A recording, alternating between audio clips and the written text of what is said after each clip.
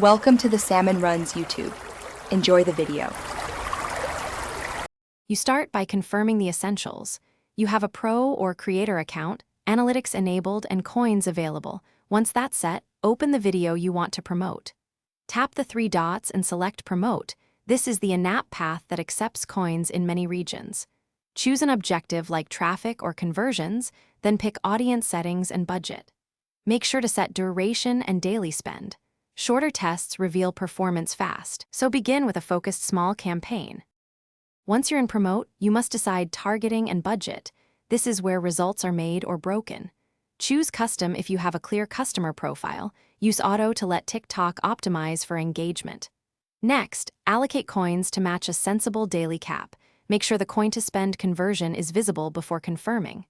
Review the creative, add a clear call to action, and pick a compelling thumbnail.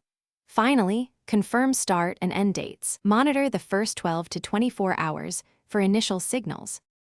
You launch and then watch metrics closely. Impressions, CTR, and cost per result matter most in the first day. If CTR is low, change the thumbnail or CTA.